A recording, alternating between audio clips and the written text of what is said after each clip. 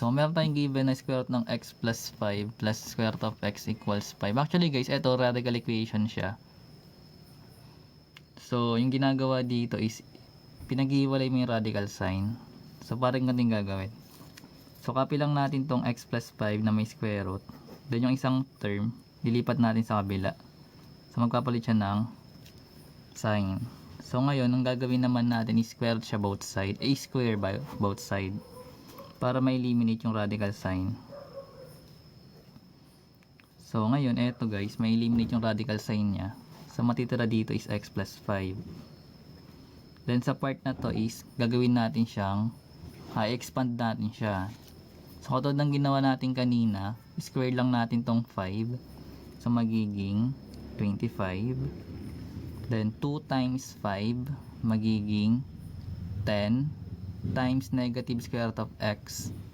So, magiging negative 10 square root of x. So, dapat marunong ka ng radical sign. Guys, yung radicals, concept ng radicals.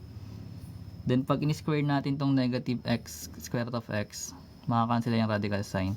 Tsaka yung square. So, magiging plus x na lang siya.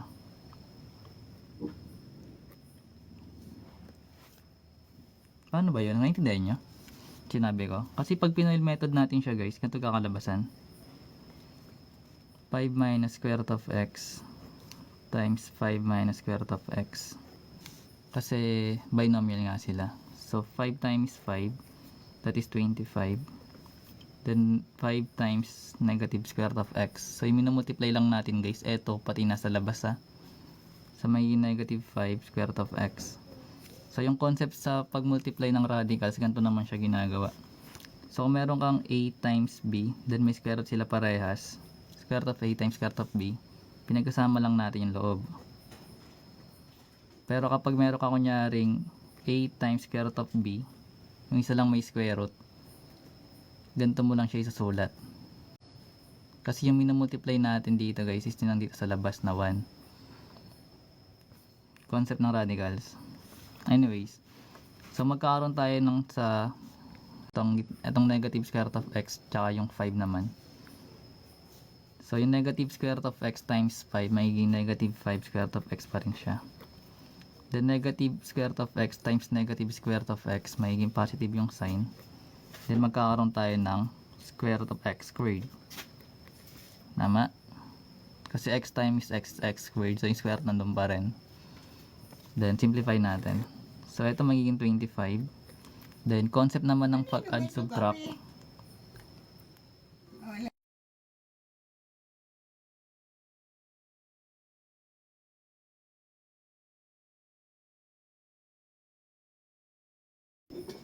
Wait lang. Hingi.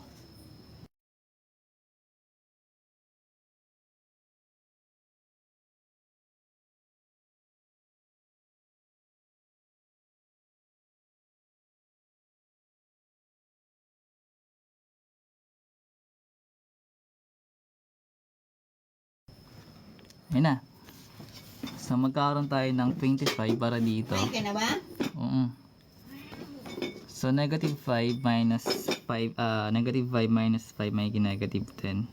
Tapos kakapil lang natin yung square root of x. So bali same lang siya guys sa polynomials.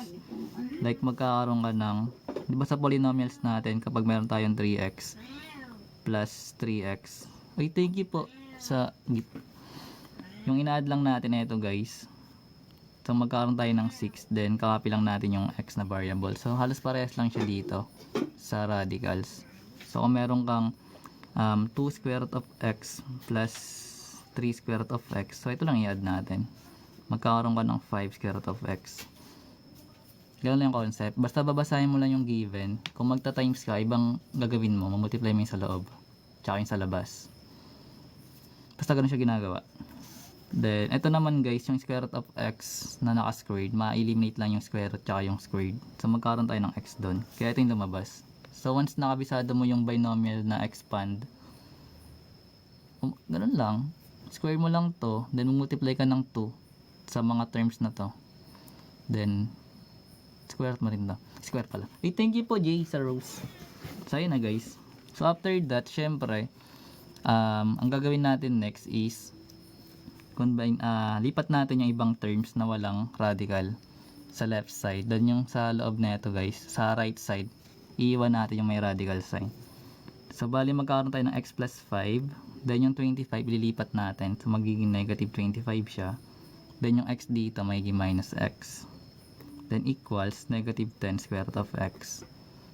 Then simplify muna natin to para lumit yung given. So yung x dito tsaka negative x makakancel yun. So magkakaroon tayo ng 5 minus 25 which is negative 20.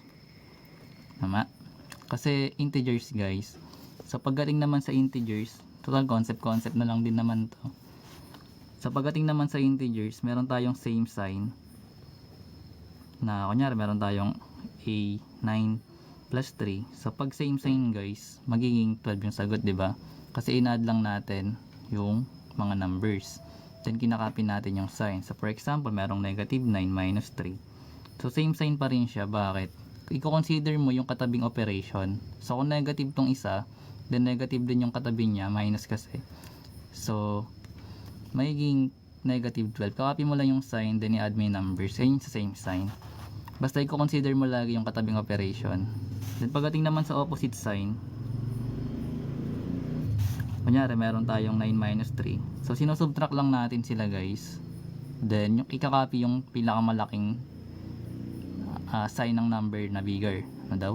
Basta yung bigger number, kung ano yung sign niya, ikakopy mo. So kung meron tayong 9 minus 5, minus 3, magkakaroon tayo ng positive 6. Kasi mas malaki yung 9 natin, and yung sign niya is positive. So kung ano naman, ano ba? Negative 9, hindi. Sige, negative 9 plus 3 kunyari.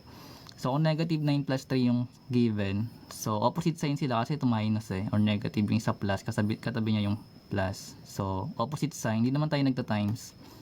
So i-subtract natin yung numbers. So 9 minus 3 magiging 6. Then mas malaki yung negative natin. So may negative yung sign. So ganun yung concept. Same sign, opposite sign. Consider mo lang lagi yung katabing sign para hindi ka malito. So dito sa case na to meron tayong 5 minus 25. So mas malaki yung negative natin kaysa sa positive. Kaya naging negative yung sign. And yung 25 minus 5 is 20. So cancel na yung x dito. Then magkakaroon tayo ng negative 10 square root of x. So sa case na to, pwede natin ma-simplify guys yung coefficient na ito. Kung mag-divide tayo agad ng negative 10 both side. In this case, makakancel yung negative 10 dito. Then yung negative divide negative is magiging positive. And yung 20 divide 10 is 2. Square root of x na yung kabila.